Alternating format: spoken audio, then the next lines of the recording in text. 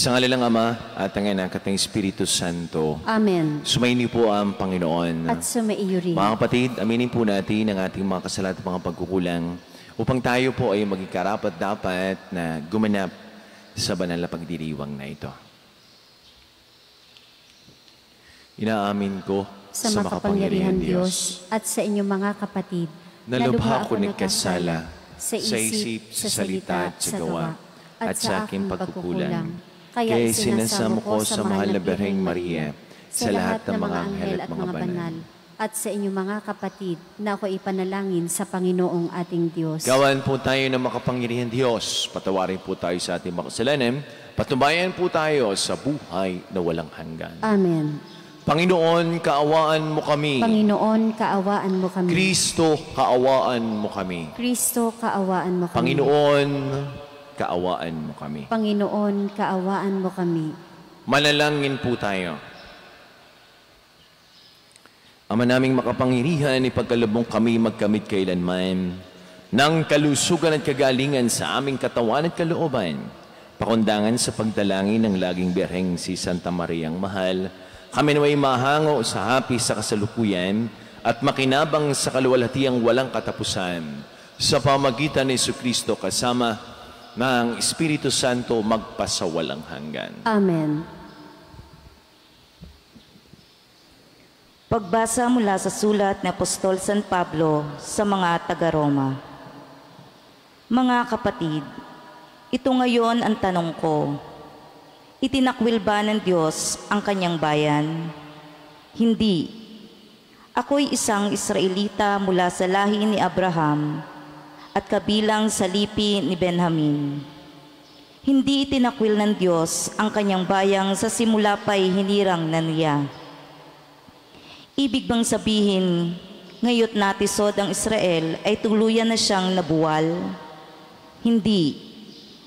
Ngunit dahil sa pagkatisod ng mga Israelita, dahil sa katigasan ng kanilang ulo, umabot sa mga hintil ang kaligtasan ng sagayoy mangimbulo sa mga ito ang Israel. Ngayon, kung ang paglabag ng mga ito ay naging isang pagpapala sa sanlibutan at ang kanilang pagkabigo ay nakabuti sa mga hintil, gaano pa kaya ang pagbabalik loob nilang lahat? Mga kapatid, may isang hiwaga na ibig kong malaman ninyo para hindi maging mataas ang palagay ninyo sa inyong sarili. Ang pagmamatigas ng bansang Israel ay pansamantala, hindi panghabang panahon. Ito'y tatagal lamang hanggang sa makalapit sa Diyos ang kabuuang bilang ng mga hintil. Sa gayon, maliligtas ang buong Israel ayon sa nasusulat. Magbubuhat sa Siyon ang tagapagligtas. Papawiin niya ang kasamaan sa lahi ni Jacob. At ito ang magiging tipan ko sa kanila pag inalis ko na ang kanilang mga kasalanan. Sa ikalalaganap ng mabuting balita, sila'y naging kaaway ng Diyos upang magkaroon kayong mga hintil ng pagkakataon. Ngunit ayon sa paghirang, sila'y mahal pa rin niya, alang-alang sa kanilang mga ninuno. Sapagkat ang Diyos ay hindi nagbabago ng isip tungkol sa kanyang mga kaloob at pagtawag. Ang salita ng Diyos. Salamat sa Diyos. Salmong tugunan. Ang puoy di tatalikod sa kanyang hirang na lingkod. Ang puoy di tatalikod sa kanyang hirang na lingkod. Mapalad ang mga taong tumatanggap ng pangaral. Silang sayo'y tumatanggap ng turo sa kautusan. Pagkat sila'y magdaranas ng saglit na ginhawa, hanggang yaong masasamay, mahulog sa hukay nila. Ang puoy di tatalikod sa kanyang hirang na lingkod. Ang lingkod ng Panginooy hindi niya iiwanan. Yaong mga hirang niya'y hindi niya tatalikdan. Mababalik sa matuwid ang ganap na katarungan. Diwang ito ang susundin ng tapat ang pamumuhay. Ang puoy di tatalikod sa kanyang hirang na lingkod. Ano kayang mangyayari kundi ako natulungan nitong aking Panginoon? Marahil ang aking buhay, tahimik nang malilibing kasama ng mga patay. Kapag aking nagunitang ang paa ko'y dumudulas, dahilan sa pag-ibig mo, O Diyos, ako'y tumatatag. Ang poo'y di tatalikod sa kanyang hirang na lingkod.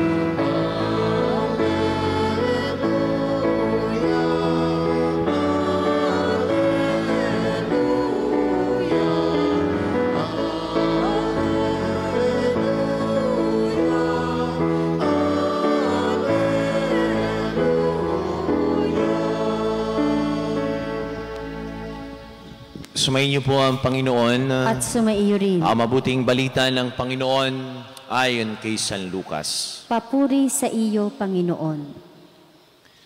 Isang araw ng pamamahinga, si Jesus ay inanyayahang kumain sa bahay ng isang pinuno ng mga Pariseo.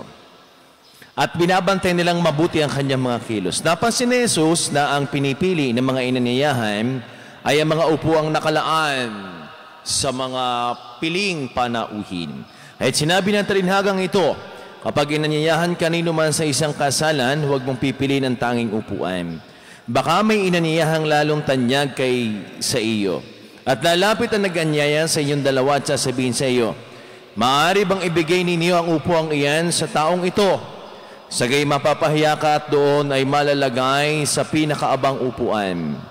Ang mabuti, kapag naanyayahan ka, doon ka maupo sa pinakaabang upuan, sapagkat paglapit ng nag-anyaya sa iyo ay kanyang sasabihin, kaibigan, dini ka na sa kabisera. Sa gayon, nabigyan ka ng malaking karangalan sa harapan ng mga panauhin, sapagkat ang nagpapakataas ay ibababa at ang nagpapakababa ay itataas. Mga kapatid, ang mabuting balita ng ating Panginoon. Pinupuri ka namin, Panginoong Hesukristo.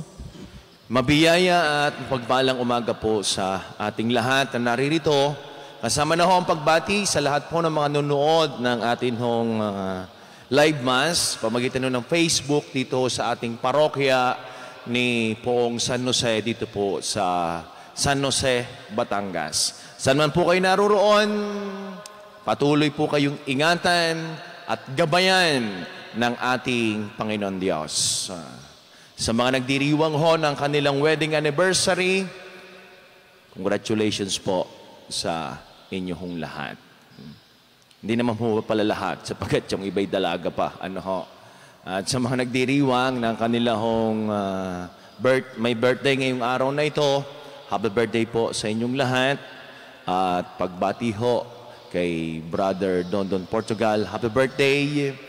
At pagbati na rin sa ating mga bikers na nasa labas. Enjoy the ride, have fun, at next time na lamang ang inyong lingkod makakasama. Kapag ang rota na ay papuntang Talisay, Tagaytay, o kaya ay Kinlaglagan. Ayabang naman ni Father. Talagang doon pa gustong sumamay. Ang ibig kong sabihin, sa Tagaytay magsisimula, pababa ng Talisay, para palusong. Hindi ka napapadyak. Baka sabihin naman ninyo, aray naman si Father, napakayabang. Ay tama-tama naman ho ang ating ebanghelyo ay tungkol ho ito sa kababaang loob. Huwag mayabang. Sapagkat ang inahangad ng iba sa ating ebanghelyo ay makaupo sa isang magandang upuan. Ay magtataka din naman ho tayo, ano kang meron diyan sa upuan na yan at gustong-gusto lagi? Siyempre, may power. Siyempre, may connection. Kaya't sa mga nagnanais, umupo, kung ano man hong pwesto yan, ay huwag man hong yung kalilimutan ang pagiging mababa ang loob. Ay baka naman ho pag kayo nakapwesto na, ay kagaling-galing ninyo ka hindi kilala, ay dati may pakamay-kamay pa kayong naalalaman, no? Patangu-tangu pa kayo. Hala nyo kung sinong close tayo. Ay nung kayo nasa upuan na, ay nakalimutan na. Ay kaya nga itong ating ebanghelyo, wag nga rin ang upuan at baka kayo ay mapahiya. Sapagkat ang nagpapakababa ay itataas. Kaya nga mga kapatid, ang pagninilay natin sa umagang ito ay ang kababaang loob. Humility. Sino ba naman sa inyo ang may gustong kausap ay mayabang? Sa salitang Batanggen niya ay mayangi. Sa salitang Batanggen niya ay maasmag.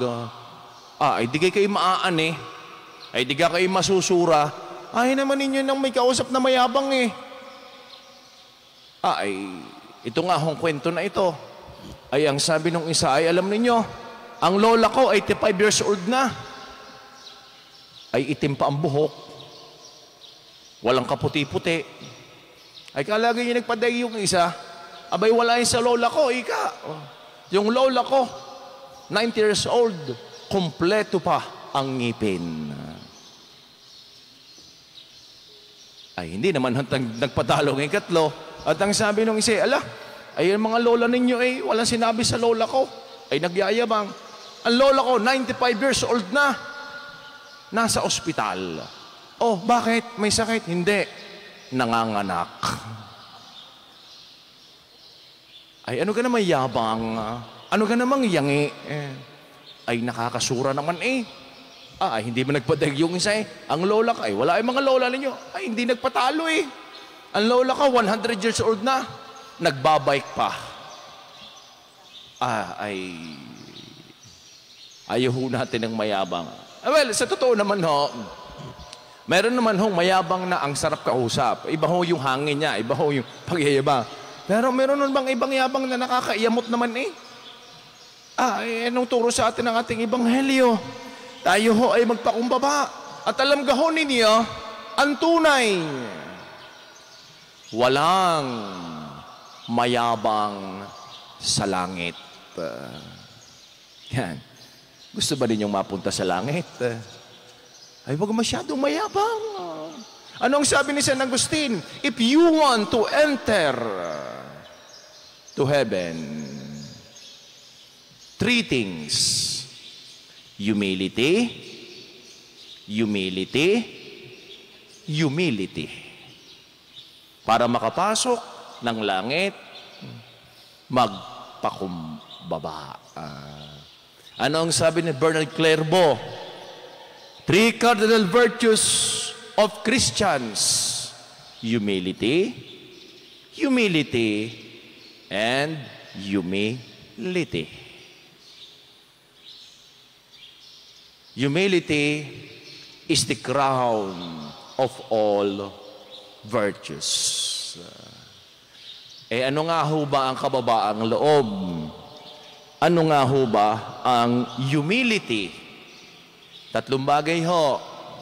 Una, sincere humility attracts, but false humility detracts.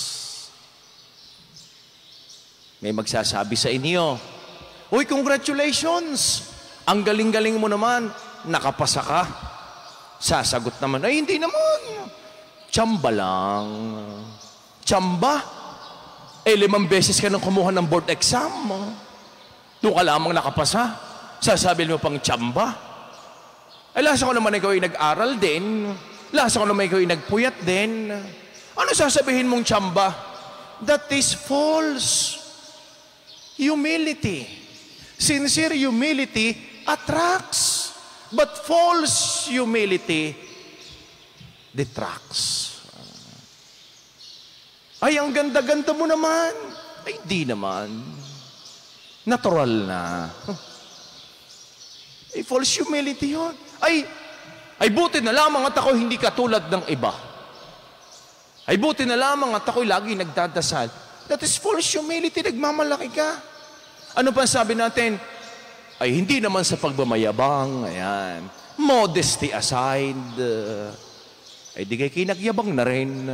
Kahit ano pa mga modesty aside na sinasabi mo. Ano ba sinasabi mo na, ay, hindi naman sa pagmamayabang. Ay, di kinagyabang na rin. Ay, hindi lang naman bangko ang binuhat mo eh. Pati lamesa. Yan. At ikalawa ho, ang sabi ni St. Thomas Aquinas, humility is truth. Pagising ninyo sa umaga, ay, ang payat-payat ko na. Saan banda? When we speak of humility is truth, we recognize that everything is a grace of God. Kaya yung isang taong mayabang, hindi na niya kailangan magdasal. Bakit? Lahat ay nasa kanya na. Para bang, ito na may pinagpaguran ko. Ito na may pinagsumikapan ko. Kaya ang taas ng tingin sa sarili. Lagi nang ako, ang center of attraction ay nasa akin. Humility is truth. Kaya nga, kung pagninilayan ho natin, ang isang tao mapagkumbaba, marunong lumingon sa kanyang pinanggalingan. Saan ba tayo galing? Sa Diyos. Marunong lumingon sa pinanggalingan sabagat may mga tao na ang dami-daming tumulong dati sa kanya para umulad ang kanyang buhay. Ngayon hindi na makakilala. Siguro na may kilala kayong ganyan. Dati naman ang simple-simple ng taong ito. Dati naman pagkausap mo ay hindi nagyayabang, pero ngayon, lagi na nakataas ang kilay. Tabingi naman. Hindi naman pantay. Ay, di bali nang walang kilay. Kaysa naman laging nakataas ang kilay. Lumingon sa pinanggalingan. Anong pinanggalingan natin? Nung tayo pagkabata, ano ang sabi ni Job? I was born with nothing. Sino sa inyo ang pinanganak na may damit na? Wala. Sino sa inyo pagkapanganak ay nakasapatos na? Sino sa inyo na pagkapanganak ay may ngipin na? Wala. Hubad na hubad tayo. I was born with nothing and I will die with nothing. Ganyan ho. Humility is truth. Everything is a grace coming from God. At pag pinag-usapan ho natin ng humility, well, minsan, sinasabi na, ay, ako hindi na nagsasalita. Ay, ako na nagpapakababang loob. Ganun na lamang ba ang pagpapakababang loob? Humility is not about hurting yourself. Humility is not about downing yourself. Minumura ka na. Na wala ka namang kasalanan, hindi ka pa rin iimik. Abay, isa ho itong malaking K. Alam ko kung iniisip ninyo, kung ano yung malaking K na ito. Pero yung malaking kamangmangan. Kaya naman, napakamalisyoso. Ano? Aba, ay sinasaktan ka na. Ay pagpapakumbaba. Hindi yung pagpapakumbaba. Sapagkat, yung pagpapakumbaba ay nandoon ang integridad. Nandun yung respeto. Pero ikaw hinahayaan mo lamang na parang ikaw inaapak-apakan. No, it's not humility. It's a false humility. Humility is truth. Panghuli ho, humility is harmony. Katulad ho ito ng isang tubig sa batis, sa ilog, habang dumadaloy, nagbibigay ng pataba sa mga katabing halaman, pero tahimik lamang na dumadaloy. Ganyan ho tayo dapat tao. Tahimik, nasa lupa ang tubig, mababa ang katayuan, pero nagpapasibol sa iba't ibang uri ng halaman. Ganyan din ho dapat tayong tao. There must be a harmonious relationships between humans. Ay nakakalungkot ho nito. Ang kasalungat ng humility pride. Kapag ikaw ay mayabang, meron bang harmonious relationship? Nawawala ho. Mga kapatid, walang mayabang sa langit.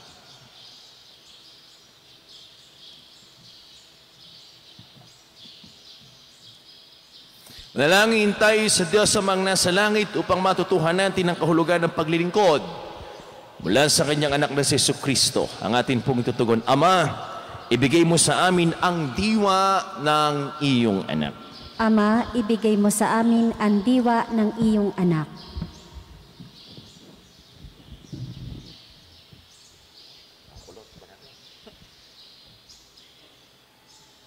Bilang simbahan, tayo naway lumabas mula sa ating sariling mga mundo para maglingkod sa kapwa ng may pagmamahal na hindi tinitingnan ang sarili. Manalangin tayo sa Panginoon. Ama, ibigay mo sa amin ang diwa ng iyong anak. Ang mga nasa pampublikong tungkulin, naway ibigay ang kanilang pinakamagaling na paglilingkod sa mga tao kaysa unahin ang sariling kapakanan. Manalangin tayo sa Panginoon. Ama, ibigay mo sa amin ang diwa ng iyong anak. Atin nawang maipakita ang ating pasasalamat sa mga taong naglilingkod sa atin sa iba't ibang pamamaraan. Manalangin tayo sa Panginoon. Ama, ibigay mo sa amin ang diwa ng iyong anak. Ang mga may sakit at mga matatanda naway tumanggap ng kalinga at paggalang mula sa kanilang mga kapamilya. Manalangin tayo sa Panginoon. Ama, ibigay mo sa amin ang diwa ng iyong anak. Yaong mga nauna nang lumisan sa mundong ito, naway tanggapin sa kaharian ng Panginoon. Manalangin tayo sa Panginoon. Ama, ibigay mo sa amin ang diwa ng iyong anak. Panginoon namin Diyos, hindi madali ang tumulong sa kapwa, lalo na kung mabigat itong gawin. Matutunawa kami kay Jesus na laging handa sa kanino mang nangangailangan ng tulong at bigyan mo kami ng lakas na magawa ito. Hinihiling po namin ito sa pamamagitan ni Kristong aming Panginoon. Amen.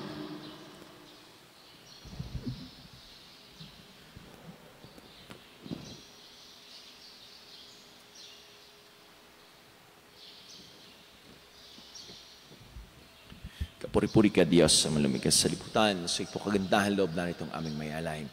Mula sa lupat po ng pagawang tinapay nito para maging pagkaing nagbibigay buhay. Kapuri-puri ang poong may kapal, ngayon at kailanman.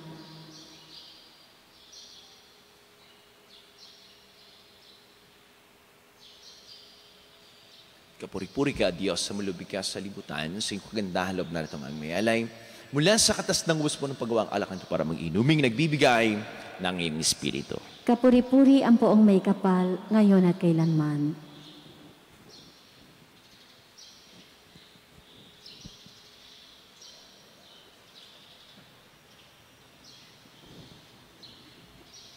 Nalangin po kayo mga kapatid upang ating paghain ng kalugdan ng Diyos amang makapangyarihan. Tanggapin nawa ng Panginoon itong paghahain sa iyong mga kamay, sa kapurihan niya at karangalan, sa ating kapakinabangan at sa buong sambayanan niyang banal. Ama naming lumikha, ngayon nagkatawang taong anak ay tumulong naman sa aming ginagawa upang siya na iniluwal ni Maria nang di bumawas kundi lalo pang nagpaganap sa pagkabirhen ay magpagindapat na kalugdan mong aming paghahain sa pagpapatawad ng mga kasalanan sapagkat siya ang Panginoon kasama mo at ang Espiritu Santo magpasawalang hanggan. Amen. Sumayin niyo po ang Panginoon. At sumaiyo rin. Itaas sa Diyos ang inyong mga puso at diwa. Itinaas na namin sa Panginoon. Pasalamatan po natin ang ating Panginoon Diyos. Marapat na siya ay pasalamatan. Ama naming makapangyarihan, tunay ngang marapat na ikaw ay aming pasalamatan. Bukod mong pinagpalan sa babaeng lahat ang mahalabiring totoong mapalad, na iyong piniling maging ina ng iyong anak, noong isugo mo siya bilang aming Mesiya sa kapangyarihan ng Espiritong Banal. Ang Birheng Maria naging inang tunay ng iyong anak na kanyang isinilang bilang liwanag nitong sanlibutan. Kaya, kaysa ng mga anghel na nagsisiawit ng papurisin na walang humpay sa kalangitan, kami po ay nagbubunyi sa iyong kadakilaan. Santo, Santo, Santo Panginoon Diyos ng mga hukbo, napupuno ang langit at lupa ng kadakilaan mo. O sana sa kaitaasan, pinagpala ang naparirito sa ngalan ng Panginoon. O sana sa kaitaasan. Ama naming banal, ikaw po ang bukal ng tanang kabanalan, kaya't sa pamagitan ng iyong Espiritu, gayon po banal ang mga kaloob na ito upang para sa amin ay maging katawan at tubo ng aming Panginoong Jesucristo. Bago niya, nagtiis ang kusang loob na maging handog, ginawa kanyang tinapay. Pinasalamatan kaniya, naghati-hati niyon, ninibot sa kanyang mga alagad at sinabi, tanggapin ninyong lahat ito at kanin ito ang aking katawan na ihahandog para sa inyo.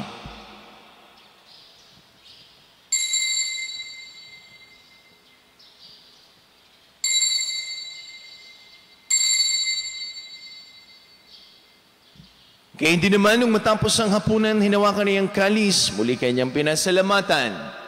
Ibuti ang kalis sa kanyang mga alagad at sinabi, tanggapin ninyong lahat ito at inumin ito ang kalis ng aking dugo, ng bago at walang hanggang tipan ng aking dugo na ibubus para sa lahat. Sa pagpapatawad ng mga kasalanan, gawin ninyo ito sa pag-alaala sa akin.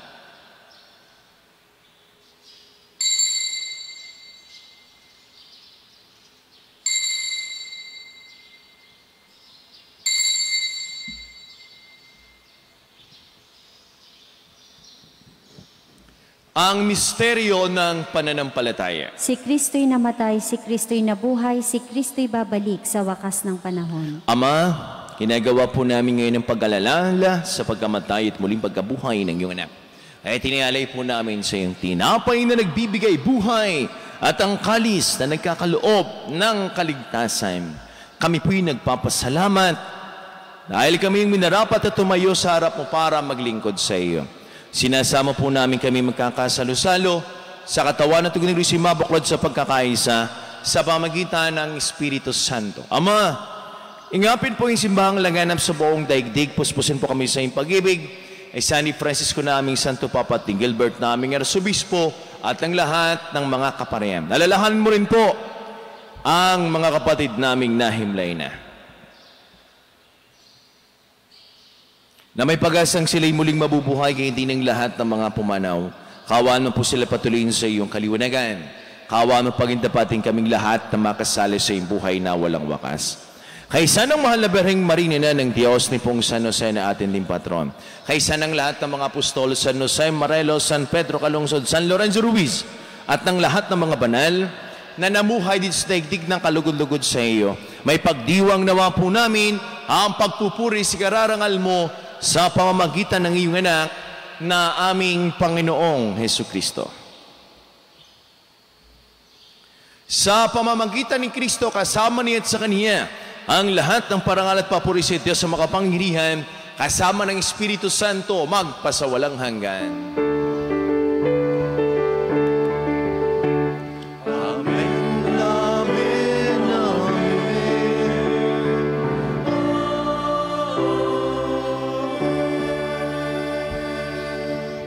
Sama-sama po natin gawitin ang panalangin tinuro sa atin ng ating Panginoong Jesucristo. Ama namin, sumasalangit ka, sambahin ang ngalan mo, mapasa amin ang kaharian mo, sundin ang loob mo dito sa lupa para nang sa langit. Bigyan mo kami ngayon ng aming kakanin sa araw-araw at patawarin mo kami sa aming mga sala para ng pagpapatawad namin sa nagkakasala sa amin at huwag mo kaming ipahintulot sa tukso at iadya mo kami sa lahat ng masama. Inihiling po namin kami adya sa lahat ng masama, pagkalooban po ng kapayapaan, araw-araw ligtas sa kasalanan at ilayo sa lahat ng kapahamakan. Samantalang aming pinananabikan ng dakilang araw ng pagpapahayag ng tagapagligtas naming si Hesu Kristo. Sapagkat iyo ang kaharian ng kapangyarihan at ang kapurihan magpakailanman. Amen. Panginoong Jesucristo, sinabi mo sa iyong mga apostol, kapayapaan ang iniiwan ko sa inyo, ang aking kapayapaan ang ibinibigay ko sa inyo. Tungayan mo pong aming pananampalataya, ito ang aming mga pagkakasala. Pagkalooban po kami ng kapayapaan at pagkakaisa ayon sa iyong kalooban, kasama ng Espiritu Santo magpasawalang hanggan. Amen. Ang kapayapaan po ng Panginoon ay lagi nang sumaiyo. At sumaiyo rin. Mga kapatid, magbigayan po kayo ng kapayapaan sa bawat isa. Peace be with you po sa inyong lahat. Kordero ng Diyos na nag-aalis ng mga kasalanan ng sanlibutan, maawa ka sa amin. Kordero ng Diyos na nag-aalis ng mga kasalanan ng sanlibutan, maawa ka sa amin. Kordero ng Diyos na nag-aalis ng mga kasalanan ng sanlibutan, ipagkaloob mo sa amin ang kapayapaan.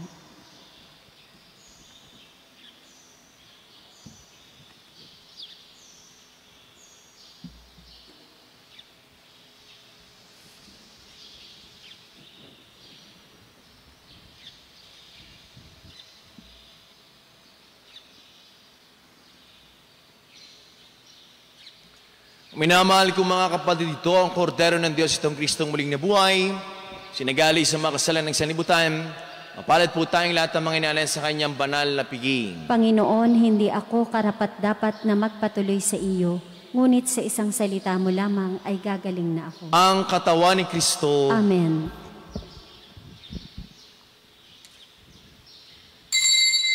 Panginoong Jesus, ako ay nananalig na ikaw ay nasa kabanal-banalang sakramento sa altar.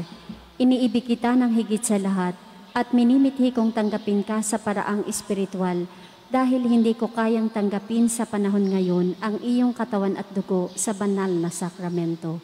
Kahit man lang sana ay matanggap kita sa paraang espiritual sa aking puso. Niyayakap kita na para bang andito ka na talaga sa aking puso at iniaalay ko ng buong puso ang aking sarili sa iyo. Huwag mong pahintulutang mawalay ako sa iyo. Amen.